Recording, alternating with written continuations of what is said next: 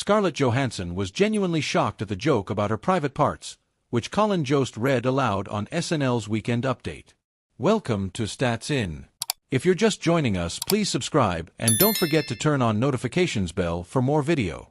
It was the end of the year joke swap and Che had Jost deliver the explicit line, "Costco has removed the roast beef sandwich from its menu.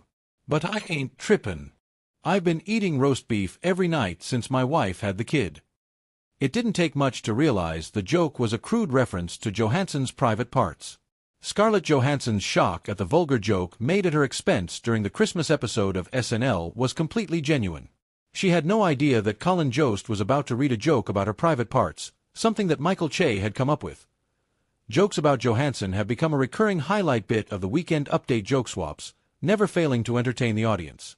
Jost and Johansson have been together since 2017 when the two met on the sets of SNL.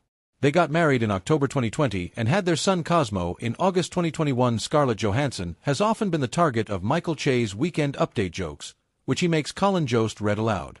During the most recent Christmas episode, Johansson was present when Jost read one of Che's jokes about her. And she was genuinely shocked at the vulgarity of the joke, though she took it in stride. She went on to describe the moment the camera panned to her, calling it a full to catch a predator-style reveal. She shared that it was so intense, with a sudden burst of lights and a cameraman closing in with a video camera to catch her reaction. She spent the entire day at the 30 Rock studios and admitted that she felt like she might faint at that moment. Johansson and Jost had a laugh about it later that night. She shared, "I was like, my nerves are shot." And Colin said, "Me too." Jost also addressed the joke when he appeared on The Tonight Show. However, the most hilarious moment came when the camera cut to the Black Widow actress, who stood there, jaw dropped in shock. She opened up about the viral moment during a chat with InStyle magazine. She didn't hold back her words when she shared about the insane experience. Johansson shared, "It was so vulgar. I just can't believe that they went there. I was like, it was so gross. It was really gross. And like, old school gross." Johansson shared that she was given a sort of heads-up about the joke before the segment. She was told that Che had written a vagina joke about her. She didn't think much of it until she saw the Costco photo of a roast beef. She shared, "I was like, I mean, it's a vagina joke, how bad could it be?" And then as soon as the Costco photo came up, I was like, "No. No, Michael." Jost further shared that he was completely surprised, unlike Johansson, who was given a heads-up from the producers. He shared, "Because I was obviously surprised by everything, but they gave her a heads-up." He shared that he didn't know where the joke was going and only when the graphic came up for Arby's that he realized it. When Colin Jost appeared on The Tonight Show, host Jimmy Fallon asked him whether he got in trouble with Scarlett Johansson for the SNL Weekend Update joke. He replied, "I'm in trouble, I think, with a lot of people." He further shared that Johansson was so shocked at the joke. Fallon called it a honestly legitimate live moment, while Jost shared that his reactions weren't acting at all. Masamune Shiro's Ghost in the Shell is a timeless classic that grapples with a wide number of themes. Welcome to Stats In. If you're just joining us, please subscribe and don't forget to turn on notifications bell for more video. The anime adaptation accentuates some elements with its own interpretation of Shiro's masterpiece.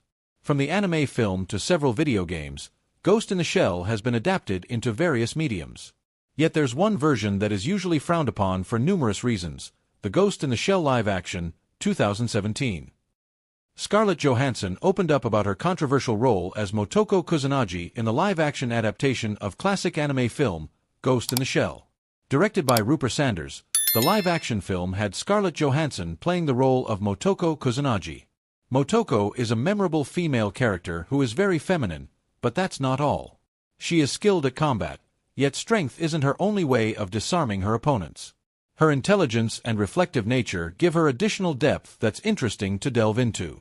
Scarlett Johansson played the main character in the live-action, which landed the movie into a controversy prior to its release. Already starting on a rough note, the movie failed to appease the fans or live up to the expectations of the pre-existing fans of the series. And, somehow the other aspects of the movies were ignored with Johansson at the brunt of heavy criticism. The backlash was primarily focused on whitewashing an inherently Japanese character. While the concerns of fans are understandable about straying from the source material and stripping a great opportunity from an Asian actor, casting Johansson makes some canonical sense, as Motoko's body was just a shell. However, if that was the case, then the moment she somewhat got her answers, they should have switched the actors. It would act as a mindful change that honored the original storyline. With her roles in several action movies, Scarlett Johansson sounds like the perfect actor to play Motoko. The combat skills, the beauty, and the femininity, Johansson checks off all the boxes. However, when she was asked if she was the right choice during an interview with Collider, her answer was a mix of confidence with a pinch of skepticism. "Oh gosh, now you're going to bring in all of my insecurities. I don't know if I was the right person, but I think Rupert and I shared the same vision for the character." Johansson shared that both she and Rupert Sanders were on the same page that the audience would decide if she was the right choice or not. Her own approach was more focused on understanding the character and doing her best. She also said that she enjoyed the action sequences, and sympathized with Motoko for her experiences in life. The live action made an attempt to set itself apart from the original with many changes. But they also chose to stick with many scenes from the original, leading to a mix of anime-esque scenes with a completely different style of storytelling. Whenever this clash happens, it's evidently jarring. Moreover, the story in the film simplified the original ideas and themes, disappointing the pre-existing fans. If it was not for the legacy of Ghost in the Shell, the live action might have had a better reception. Being associated with Masamune Shiro's highly regarded classic was the first sign of doom, and then the controversy followed. Even then, Motoko Kusanagi, the name itself clarifies who would be more apt to play the character. So, they could have simply cast an Asian character who made more sense as a Motoko Kusanagi. While that didn't happen, the whole backlash being targeted at the actor was an unfair event, given how there were many other flaws that led to the underwhelming reception of the story. Black Widow might finally be making her way back to the Marvel Cinematic Universe after her death in Avengers: Endgame. Welcome to Stats In. If you're just joining us, please subscribe and don't forget to turn on notifications bell for more video. The director of the film, Jake Schreier, had some very specific ideas about how the Thunderbolts should reference the events of Black Widow and the emotional investment that the audiences had therein. Natasha's story in the MCU has been one that has been very emotionally wrought with grief and redemption, as seen through all the films that the character has been a part of. Speaking with SFX magazine, he said, "Black Widow was able to delve into the history of Scarlett Johansson's Natasha Romanoff, which introduced audiences to characters like Yelena Belova, the Red Guardian, and Taskmaster.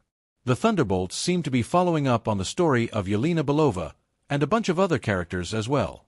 Long has it been speculated that the film is going to include Romanoff herself, who could return after her death in Avengers: Endgame. However, while the character might not literally be returning to the story, Jake Schreier has revealed that the film is going to rely a lot on what the character and her supporting cast were able to build. Black Widow is a character that has loomed large over Yelena Belova's story, and she might be an important character in the MCU going forward, given that it is implied that she could have a part to play when it comes to the new team of Avengers that is to be assembled. While she will be serving on a team headed by Valentina Allegra de Fontaine, it is not a stretch of the imagination that she might end up siding with Sam Wilson when it comes to assembling a new team of